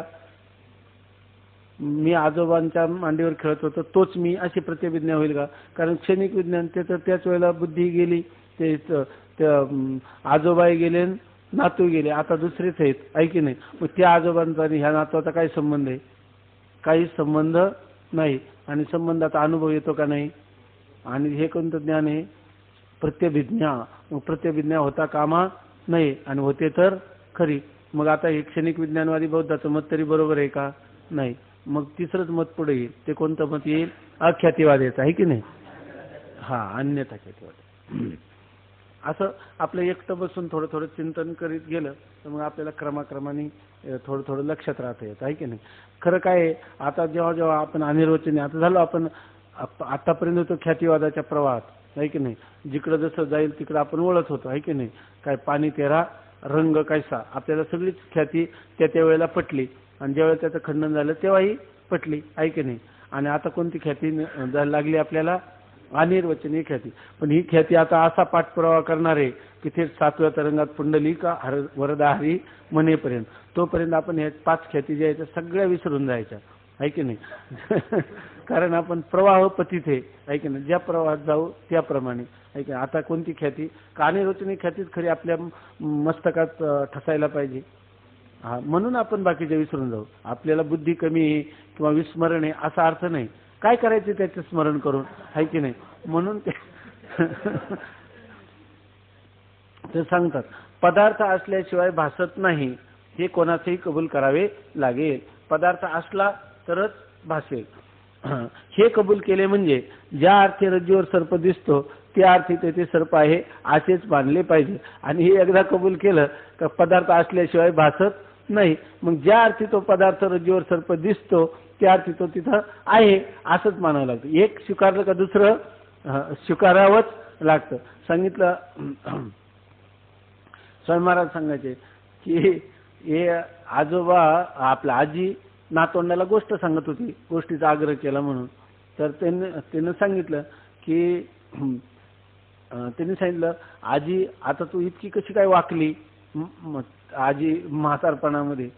तर त्यांनी सांगितलं मी आता जरी वाकले असले तर मी पूर्वी खूप उंच होते. आजीनं सांगितलं. तर म्हणे किती उंच होती तू. तर त्यांनी सांगितलं की मी जेव्हा एकदा मी झाडत होते वाकून आणि ते जे आकाश आहे ना ते लागलं माझ्या पाठीला आणि त्यामुळे मला आला राग आणि त्या खराट्याने मी इतकं जोरात त्या आकाशाला मारलं तेव्हापासून जे वर गेलं ते वरच गेलं. पण एकदा असं झालं की त्या आपल्या घरी मोठा घोडा होता आणि त्या घोड्याला काय होती शिंग होती आणि त्या घोडा उंच उडी मारली त्याने. मारल्याबरोबर त्या आकाशाला पडलं भोक म्हणजे छिद्र आणि त्याच्यातून भळभळ लागलं रक्त गळायला. त्यांनी सांगितलं की आजी आकाशातून कसं काय भळभळ रक्त गळायला लागलं. ते म्हणे मग घोडा उडाला हे कसं कबूल केलं, घोड्याला शिंग होती हे कसं कबूल केलं, मग आता तसंच भळभळ रक्तही गळायला लागलं असंही तू कबूल कर. तसं ते सांगतात. ज्या एकदा पदार्थ असल्याशिवाय भासत नाही असं म्हटलं की रज्जूवर सर्प ज्या अर्थी भासला त्या अर्थी तो असल्याशिवाय भासला नाही हे तुला कबूल करावंच लागेल असं सांगतात. हे कबूल केले म्हणजे ज्या अर्थी रज्जूवर सर्प दिसतो त्या अर्थी तेथे सर्प आहे असेही मानलेच पाहिजे. यावरून रज्जूवर भासणारा सर्प वंध्या पुत्राप्रमाणे अत्यंत असत आहे असे म्हणणे शक्य नाही. मग तुला वंध्या पुत्राप्रमाणे रज्जूवर भासणारा सर्प अत्यंत अभावरूप आहे, अत्यंत असत आहे असं म्हणता येईल का? आता नाही. तुम्हाला पाठ किती वाजता आहे? पाठ नाही. घेऊ का एवढा पॅरेग्राफ? मग व्यावहारिक सत्य सर्प तेथे नसतो हे सत्ख्यातीवाद्याशिवाय सर्व पक्षास मान्य आहे. आता जेव्हा रज्जूवर सर्प भासतो तेव्हा व्यावहारिक सर्प त्या ठिकाणी नसतो हे कोणाला मान्य आहे? फार सर्वांना मान्य आहे. कोणापासून? तर शून्यवादी बौद्धापासून तर प्रभाकर मीमांसक सांख्य यांच्यापर्यंत ह्या सर्व चारही ख्यातीवाद्यांना ही गोष्ट मान्यच आहे. काय? ज्या वेळेला रज्जूवर सर्प भासतो त्यावेळेला व्यावहारिक सर्प तर निश्चित त्या ठिकाणी नसतो. तसा तो सर्प अत्यंत अभावरूप आहे असंही म्हणण्याची सोय नाही, कारण असल्याशिवाय पदार्थ भासत नाही. बरं असला तर तो व्यावहारिक सर्पासारखा तो रज्जूवर भासणारा सर्प हा व्यावहारिक सत्य आहे का? व्यावहारिक सत्य सर्प त्यावेळेला ज्या वेळेला भासतो त्यावेळेला तिथं नाही. व्यावहारिक सत्य सर्पही नाही आणि अत्यंत असत रूप असणारा तो सर्प अत्यंत असद रूपही नाही असंच मानावं लागतं. यावरून रज्जूवर भासणारा सर्प वंध्यापुत्राप्रमाणे अत्यंत असत आहे असे म्हणणे शक्य नाही. जर म्हणजे तो तर सत्य सर्प आहे असं मानणारं कोणतं मत आहे? फक्त सत्ख्यातीवाद्याचं मत आहे. बाकी चौघांनाही ही गोष्ट मान्य नाही. जर सत्ख्यातीच्या मताप्रमाणे व्यावहारिक सर्प रज्जूवर होता असे म्हणावे तर रज्जूच्या ज्ञानाने त्याचा नाश होतो. तो कसा व्हावा? आता तुम्ही म्हटले की सत्ख्यातीच्या मताप्रमाणे तो रज्जूवर भासलेला सर्प. तुमचं मत काय? एक असल्याशिवाय पदार्थ भासत नाही. मग याचा अर्थ त्या ठिकाणी तो सर्प मानलाच पाहिजे. फक्त मिथ्या मानण्याच्या ऐवजी सत्य माना ना. तुमचा त्याला अनिर्वचनीय मानण्याच्या बाबतीत, कल्पित मानण्याच्या बाबतीत एवढा आग्रह का? ते म्हणतात आम्ही आग्रह धरलं नाही. बुद्धेर फलम अनाग्रह. खरं बुद्धिमान माणसाचं फल कोणतं आहे? आग्रह धारण न करणं. तर आमचा आग्रह नाही. आग्रह कोणाचा आहे? तुझाच आहे. आहे की नाही? आग्रह कोणाचा आहे? तुझाच आहे. तर या ठिकाणी हा रज्जूवर भासलेला जो सर्प आहे त्या सर्पाविषयी ते म्हणतात त्याला व्यावहारिक सर्प म्हणता येणार नाही. समजा तो सर्प व्यावहारिक म्हणजे इतर सर्प जे आपल्याला जमिनीवर फिरताना दिसतात ते व्यावहारिक सत्तेतले की नाही, तसाच त्या रज्जूवर भासलेला जो सर्प आहे तो व्यावहारिक सत्तावान आहे असं कोणाचं मत आहे? सत्ख्यातीवाद्याचं म्हणणं. तर ते म्हणतात जर त्या ठिकाणी तो व्यावहारिक सर्प असता तर केवळ रज्जूचं ज्ञान झाल्यावर तो सर्प गेला असता का? त्या सर्पाची निवृत्ती झाली असती का? नाही. आणि होते की नाही?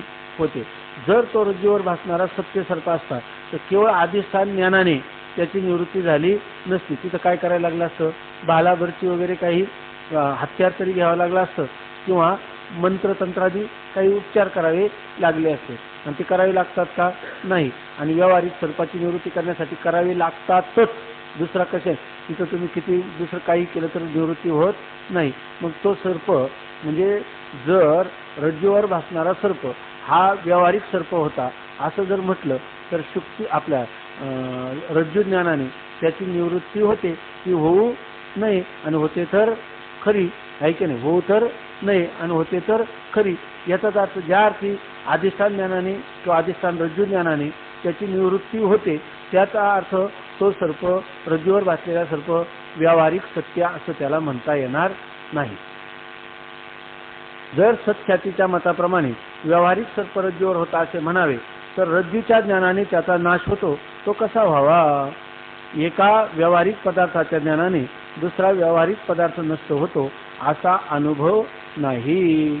की आपल्याला एका व्यावहारिक पदार्थाचं ज्ञान झालं आणि दुसरा व्यावहारिक पदार्थ नष्ट झाला. आपल्याला घटाचं ज्ञान झालं आणि पट नष्ट झाला. असं कधी होतं का? कारण दोन्ही व्यावहारिक सत्तावान पदार्थ की नाही, घट आणि पट. तसं इथं जर रज्जूचं ज्ञान झालं तर त्या सर्पाची निवृत्ती होऊ नये. कारण दोन्ही काय आहे? व्यावहारिक. तो सर्प कसा आहे? व्यावहारिक सत्तेतला आहे. व्यावहारिक सत्तेतला पदार्थ अधिष्ठान ज्ञानाने निवृत्त व्हावा का? नाही. आणि होतो असं म्हटलं तर असा सिद्धांत काय झाला? एका पदार्थाचं ज्ञान झालं तर दुसरा पदार्थ नष्ट होतो. एका व्यावहारिक पदार्थाच्या ज्ञानाने दुसऱ्या व्यावहारिक पदार्थाचा सत्ता नष्ट होते. असं कुठं दिसतं का आपल्याला व्यवहारात? नाही. एका व्यावहारिक पदार्थाच्या ज्ञानाने दुसरा व्यावहारिक पदार्थ नष्ट होतो असा अनुभव नाही. म्हणून रज्जूवर भासलेला सर्प व्यावहारिक सत नाही. मग रज्जूवर भासलेला जो सर्प आहे त्याला व्यावहारिक सत्य म्हणता येईल का?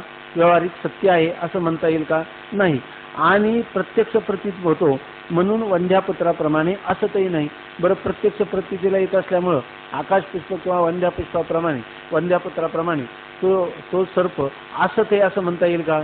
व्यावहारिक सत आहे असं म्हणता येईल का? नाही. सतही म्हणता येत नाही आणि असतही म्हणता येत नाही. सद्रूपाने किंवा असद्रूपाने ज्या सर्पाचे निर्वचन म्हणजे कथन करणे शक्य नाही परंतु प्रत्यक्ष प्रतीत होतो म्हणून स्वतःहून विलक्षण असे म्हणणे प्राप्त आहे. त्यांना काय करायचे? अनिर्वचनीय पदाचा अर्थ ते सांगून राहिले आहे की नाही. म्हणून ते म्हणतात की आता तू सांग, सद्रूपाने त्या रज्जूवर भासलेल्या सर्पाचं कथन करता येतं का? हा सद्रूप आहे असं कथन करता येतं का? हा असद्रूप आहे असं कथन करता येतं का? नाही. मग सद्रूप आणि असद्रूप याहून तो विलक्षण आहे. म्हणजे त्याचे जे धर्म आहेत ते काय आहे? वेगळेच आहे. त्याला सद्रूप असंही म्हणता येत नाही आणि असद्रूप असं म्हणता येत नाही. म्हणता येत नाही म्हणजे कथन करता येत नाही, निर्वचन करता येत नाही. म्हणून आम्ही त्याला काय म्हणतो? स्वतःहून विलक्षण असा अनिर्वचनीय शब्दाचा आमचा अर्थ आहे. ते अनिर्वचन म्हणजे सांगता येत नाही किंवा ज्याच्याविषयी सांगता येत नाही त्याला अनिर्वचनीय असं आम्हाला म्हणायचं नाही. ज्याचं सत म्हणून निर्वचन करता येत नाही आणि असत म्हणून निर्वचन करता येत नाही. सत म्हणून निर्वचन करावं तर तो काय होतं? अधिष्ठान ज्ञानानंतर त्याचा बाद होतो. असत म्हणून निर्वचन करावं तर त्याची प्रत्यक्ष प्रतीती येते. म्हणजे अशा प्रकारचा तो पदार्थ, एक पदार्थ असा आहे की तो व्यावहारिकही नाही आणि तो आपलं व्यावहारिक सतही नाही आणि तो काही नाही असतही, व्यावहारिक सतही नाही आणि वंध्यापुत्राप्रमाणे असतही नाही. मग अशा सत आणि असताहून विलक्षण असणारा. मग त्याचं निर्वचन करता येतं का कोणत्या प्रकाराने? नाही. सद्रूपाने नाही आणि असद्रूपाने नाही. म्हणून स्वतःहून विलक्षण त्याला आम्ही काय म्हणतो? अनिर्वचनीय. आणि त्यालाच आम्ही काय म्हणतो? मिथ्या, कल्पित असं म्हणतो. सद्रूपाने किंवा असद्रूपाने ज्या सर्पाचे निर्वचन म्हणजे कथन करणे शक्य नाही परंतु प्रत्यक्ष प्रतीत होतो म्हणून स्वतःहून विलक्षण आहे असे म्हणणे प्राप्त आहे. प्रत्यक्ष प्रतीतीला तर येतो म्हणून त्याला म्हणायचं काय झालं? स्वतःहून विलक्षण. स्वतःहून विलक्षण असत अनिर्वचनीय असा पारिभाषिक शब्द मिथ्या या अर्थी योजतात. आणि मग यालाच काय म्हणतात? स्वतःहून विलक्षण अनिर्वचनीय. हा जो शब्द आहे स्वतःहून विलक्षण अनिर्वचनीय याचाच अर्थ तो पदार्थ कसा आहे मिथ्या या अर्थाने. तर मिथ्या म्हणजे काय फक्त प्रतीती मात्र सत्ता आहे. त्याला काय येतो तो फक्त आपल्या दिसतो तर खरा आणि सिद्ध तर होत नाही. अधिष्ठान ज्ञानानंतर त्याची निवृत्ती होते आणि अगोदर त्याची फक्त प्रतीती होते म्हणून असत म्हणता येत नाही. अधिष्ठान ज्ञानाने बाधित होतो म्हणून सत म्हणता येत नाही. म्हणून तो स्वतःहून विलक्षण अनिर्वचनीय मिथ्या या हा आमचा काय आहे अभिप्राय. आणि तुला काय वाटतं मिथ्या पदार्थ म्हटला अनिर्वचनीय म्हणलं काही तर आम्हाला त्याच्याविषयी काही सांगताच येत नाही असा तू जे काही शब्दशास्त्राच्या द्वारा अर्थ केला तो अर्थ योग्य नाही. आमच्या वेदांताची परिभाषा वेगळी आहे. अनियमे नियमकारिणी परिभाषा.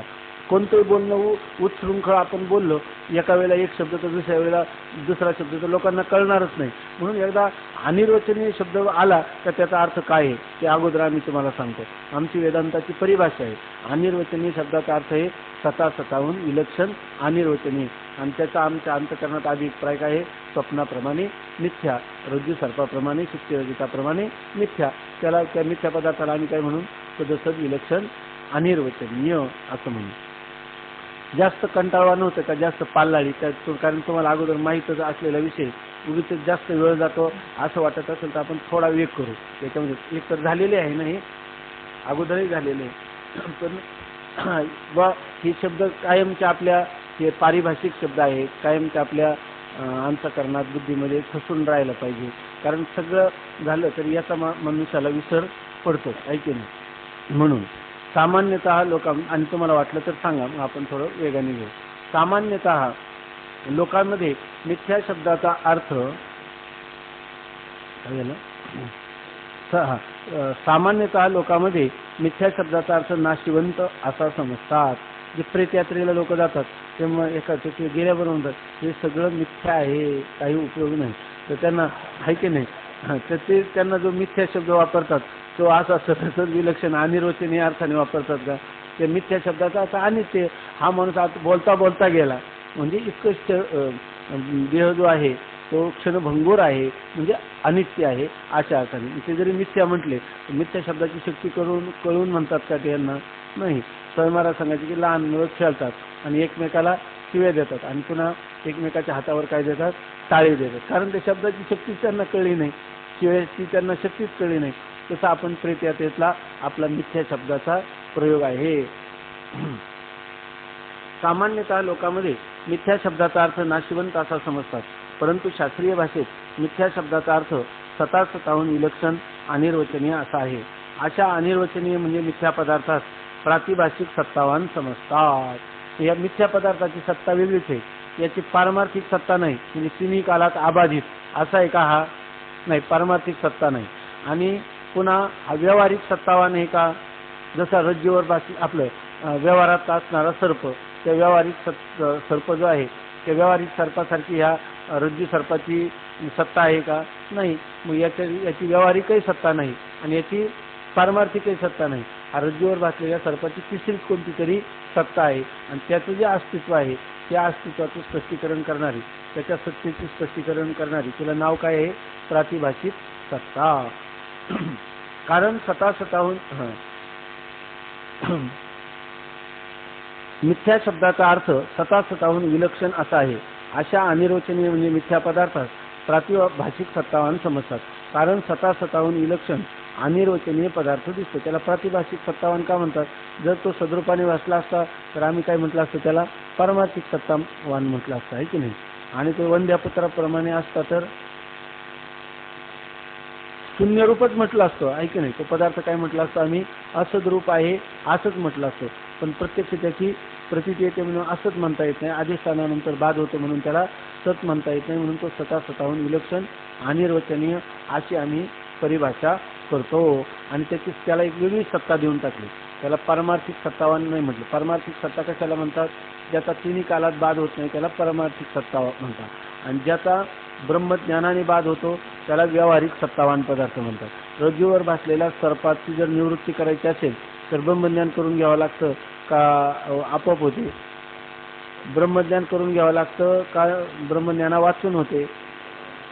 कशाने होते रज्जू ज्ञानाने त्याची निवृत्ती होते. ब्रह्मज्ञानाची काही आवश्यकता पडत नाही. म्हणून ज्याला ब्रह्मज्ञाना वाचून ज्या पदार्थाची निवृत्ती होतच नाही त्यांना कोणती सत्ता म्हणतात? व्यावहारिक सत्तावान. बरोबर आहे ना? आणि ह्या आपलं ब्रह्मज्ञानानेच ज्याची निवृत्ती होते त्याला काय म्हणतात? व्यावहारिक सत्तावान म्हणतात. मग याची निवृत्ती कशी झाली? रज्जूवर भासणाऱ्या सर्पाची ब्रह्मज्ञानानेच निवृत्ती झाली. ब्रह्मज्ञाना वाचून निवृत्ती झाली म्हणून त्याची सत्ता जी आहे ती वेगळी सत्ता आहे. ती कोणती आहे? प्रातिभाषिक सत्ता आहे. ब्रह्मज्ञाना वाचून त्याची निवृत्ती होते. कशा? ब्रह्माचं ज्ञान न करून घेता नुसतं शुद्धीचं ज्ञान झालं की त्या सर्पाची निवृत्ती होते, आहे की नाही? रज्जूचं ज्ञान झालं तर त्या सर्पाची निवृत्ती होते म्हणून त्याला काय म्हणायचं? प्रातिभाषिक सत्तावान. परंतु अशा शास्त्रीय भाषेत मिथ्या शब्दाचा अर्थ स्वतःहून विलक्षण अनिर्वचनीय असा आहे. अशा अनिर्वचनीय म्हणजे मिथ्या पदार्थास प्रातिभाषिक सत्तावान समजतात.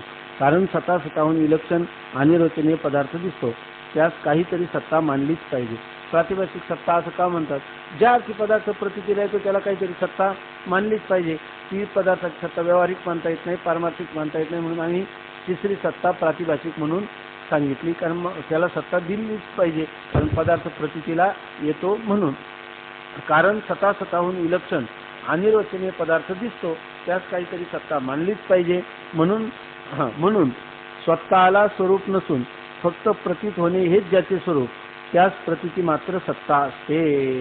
याकरिता त्यास प्रातिभाषिक सत्तावान म्हणतात. म्हणजे रज्जूवर भासणारा जो सर्प आहे त्याला स्वतःचं स्वरूप आहे का? सर्परूपाने त्याला रज्जू सर्पाला स्वतःचं स्वरूप नाही. मग स्वतःला स्वरूप नसून पण प्रतीत येतो का नाही सर्परूपाने? ज्याला स्वतःला स्वरूप नाही पण प्रतीतीला मात्र येतो त्याला काय म्हणायचं? प्रातिभाषिक सत्तावान पदार्थ. त्याचं स्वरूप काय आहे? त्याला स्वतःला स्वरूप नसून प्रतीतीला येणं हेच त्याचं काय आहे? स्वरूप. आणि असा जर पदार्थ असेल तर त्याला काय म्हणायचं? प्रातिभाषिक सत्तावान. म्हणजे त्या पदार्थाचं स्वरूप कुठपर्यंत आहे? जोपर्यंत प्रतीती आहे तोपर्यंत तो पदार्थ आहे. प्रतीती गेली की पदार्थ गेला. आपण दृष्टीसृष्टीवादाचं थोडं पाहिलं होतं ना मागं दुसऱ्या तरंगामध्ये पाहिलं होतं ना. ज्ञानकालीच त्या पदार्थाला काय आहे? सत्ता आहे. पुन्हा येणार चित्र 4व्या 6व्या तरंगामध्ये. स्वतःला स्वरूप नसून फक्त प्रतीत होणे हे त्याचे स्वरूप त्यास प्रतीती मात्र सत्ता असते. याकरिता त्यास प्रातिभाषिक सत्तावान म्हणतात. अशा रीतीने स्वतःहून विलक्षण असणाऱ्या रज्जू सर्पाची प्रतीती होऊन हा सर्प आहे असा व्यवहार होतो. हा रज्जूवर भासणारा सर्प हा सर्प आहे असा व्यवहार कशामुळे होतो? तर स्वतःहून विलक्षण असणारा जो अनिर्वचनीय असा जो पदार्थ सर्प त्याची प्रतीती होते. आणि मग काय होते? हा सर्प आहे असं आपल्याला काय होतं? ज्ञान. ही रज्जू आहे असं ज्ञान नव्हता, हा सर्प आहे. कारण स्वतःहून विलक्षण अनिर्वचनीय अशा प्रकारचा प्रातिभाषिक सत्तावान तो सर्प त्या ठिकाणी उत्पन्न झाला. मग हा सर्प आहे अशी आपल्याला प्रतीती येते, व्यवहार होतो. या व्यवहारासच अनिर्वचनीय ख्याती असे म्हणतात. म्हणजे थोडक्यात काय? सदसद विलक्षण अनिर्वचनीय प्रतीती मात्र सत्ता असणारा स्वतःचं स्वरूप नसलेला असा पदार्थ काय आहे? प्रातिभाषिक सत्तावान. आणि असा पदार्थ कसा आहे? अनिर्वचनीय. आणि हे जे स्पष्टीकरण आहे त्याला काय म्हणतात? अनिर्वचनीय ख्याती. हा जो व्यवहार होतो रज्जूवर सर्पाची प्रतीती होते त्या व्यवहाराला काय म्हणतात? अनिर्वचनीय ख्याती. असा जो व्यवहार होतो त्या व्यवहारास अनिर्वचनीय ख्याती म्हणतात. आणि ही सर्वात श्रेष्ठ आहे की अनिर्वचनीय ख्याती सर्वश्रेष्ठ आहे असं प्रतिपादन करतात. तेव्हा तो शिष्य म्हणतो, श्री गुरु आता अनिर्वचनीय शब्दाचा अभिप्राय समजला. तो म्हणतो की तुम्हाला अनिर्वचनीय शब्दाने काय म्हणायचं हे आता माझ्या चांगलं लक्षात आलं. पण त्या रज्जूच्या ठिकाणी सर्प आला कसा हे माझ्या लक्षात आले नाही. आता तुम्हाला जे रज्जूवरचा सर्प अनिर्वचनीय म्हणायचे हे माझ्या चांगलं ध्यानात आलं. परंतु ह्या रज्जूवर सर्प भासला कसा? आला कुठून? आहे की नाही? त्याला सतही म्हणता येईना असतही म्हणता येईना. आणि भासतो तर खरा. किंवा हा रज्जूच्या ठिकाणी आलेला सर्प आला कुठून? आला कुठून म्हणजे भासला कसा? ही जी शंका चालू आहे की नाही पाठीमागं पासून. तर आता त्याचं स्वरूप मला समजलं. रज्जूवर भासलेला सर्प हा सदसद विलक्षण अनिर्वचनीय आहे. पण तो अनिर्वचनीय असणारा सर्प आला कुठून? कोणत्या वारुळातून? आहे की नाही? कोणत्या बिळातून कसा निघाला? कसा प्रवास करीत त्या रज्जूवर येऊन बसला आणि मला तो भासला हे तुम्ही मला सांगा असं सांगतो. कारण काय आहे, रज्जूवर भासणारा सर्प खोटा असेल तर हातात घेतला तरी बिघडणार नाही, पण खरा असला तर बुवा सांगत असत रज्जूवर सर्प भासला तर बरे, पण सर्पावर रज्जू भासली तर हानी होईल. तेव्हा तो म्हणतो की मला रज्जूच्या ठिकाणी मला हा रज्जूच्या ठिकाणी सर्प आला कसा, कुठून, त्याचा प्रवास कसा झाला हे मला लक्षात आलं नाही, कृपा करून सांगावे अशी प्रार्थना आहे. अनिर्वचनीय शब्दाचा अर्थ कळला, परंतु मूळ शंका जशी आहे तशीच राहिली. तो सर्प अनिर्वचनीय आहे हे कळलं, पण आला कुठून, कसा आला याचं स्पष्टीकरण मला सांगावं, ते माझ्या लक्षात आलं नाही. लक्षात आलं नाही म्हणजे खरं त्याला पटलंच नाही. पण आता गुरूंच्या पुढे काय बोलायचं म्हणून मर्यादा म्हणून तो म्हणतो की मला लक्षात आलं नाही, असं कृपा करून सांगावे अशी प्रार्थना आहे. तेव्हा हा रज्जू सर्पाची जी काही संगती आहे अनिर्वचनीय ख्यातीच्या पद्धतीने तुम्ही मला सविस्तर सांगावी असं सांगतात. श्री गुरु म्हणतात रज्जूच्या ठिकाणी दुसरीकडून कुठून सर्प आला आहे असे नाही. अरे बाबा, या रज्जूच्या ठिकाणी कुठून तरी प्रवास करीत तो सर्प आला असं नाही. त्या रज्जू स्वरूपाच्या विशेष रूपाने अज्ञान असते. त्या अज्ञानाच्या योगानेच त्या रज्जूच्या ठिकाणी सर्पाची अनिर्वचनीय उत्पत्ती होऊन त्याचे ज्ञान होते. ते काय म्हणतात, रज्जूचं जेव्हा विशेष रूपाने अज्ञान असतं, म्हणजे हा रज्जूच आहे असं ज्ञान नसतं, हा रज्जूच आहे असं त्याच्या विशेष रूपाचं, म्हणजे हा रज्जू सर्पापासून भिन्न हा रज्जूच आहे असं रज्जूचं विशेष रूपाने जेव्हा ज्ञान नसतं, त्या अज्ञानाच्या योगाने रज्जूच्या विशेष स्वरूपाचं ज्ञान नसणं म्हणजेच रज्जूच्या विशेष स्वरूपाचं अज्ञान, आणि त्या अज्ञानाचा कार्य कोण आहे, हा सर्प आहे. आणि त्या अज्ञानाचं कार्य काय, आणखीन सर्पाचं ज्ञान आहे. सर्प आणि सर्पज्ञान हे अनिर्वचनीय उत्पन्न होतात. त्याचं कारण कोण आहे, तर रज्जूच्या विशेष स्वरूपाचं अज्ञान. त्या अज्ञानाचं कार्य कोण आहे, सर्प आणि सर्प ज्ञान आहे. तेव्हा याचं स्पष्टीकरण आता पुढे सांगणार आहे. ज्या रज्जू स्वरूपाचे विशेष रूपाने अज्ञान असते त्या अज्ञानाच्या योगाने, म्हणजे ते अज्ञान हे कारण आहे आणि त्या कारणापासूनच रज्जूच्या ठिकाणी सर्पाची अनिर्वचनीय उत्पत्ती होऊन त्याचे ज्ञान होते. रज्जूच्या ठिकाणी काय होतं, अनिर्वचनीय सर्प आणि सर्पाचं ज्ञान हे दोन्हीही उत्पन्न होतात. मग आता त्यात सांगतात सर्पाची उत्पत्ती कशी होते, उत्पत्ती होण्यास काहीतरी सामग्री पाहिजे. आता ते काय म्हणतात, अनिर्वचनीय उत्पत्ती होते म्हणतात ना. मग अनिर्वचनीय उत्पत्ती होते म्हणजे कसं उत्पन्न होतं त्याचं स्पष्टीकरण. कारण अनिर्वचनीय शब्दाचा जर तुम्ही अर्थ कबूल केला नाही, ज्यांचं आम्हाला काही सांगता येत नाही, ज्या उत्पत्तीविषयी अशी उत्पत्ती होते हे तर तुम्ही मान्य केलं नाही. तुमच्या अनिर्वचनीय शब्दाचा अर्थ व्याख्या तुम्ही काय केली, सदसद विलक्षण अनिर्वचनीय मिथ्या अर्थाने तुम्ही ह्या शब्दाचा प्रयोग करता. तेव्हा सर्पाची उत्पत्ती कशी होते म्हणजे रज्जूचं विशेष स्वरूपाचं अज्ञान, आणि अज्ञानापासून काय होतं, पुढं सर्प उत्पन्न होतो असं तुम्हाला म्हणायचं. तर तेच आम्हाला आमच्या बुद्धीवर आरूढ होईल असं चांगलं स्पष्टीकरण करून सांगा असं श्रीगुरूंना शिष्य विनवणी करतो. श्रीगुरू म्हणतात की त्याच्यासाठी माझा जन्म आहे, मी तुला बुद्धीवर आरूढ होईपर्यंत सांगणार आहे असं सांगतात. उत्पत्तीचा प्रकार सांगतो. कुंडली वरदा हरिठर श्री ज्ञानदेव तुकाराम ज्ञानेश्वर महाराज की जय.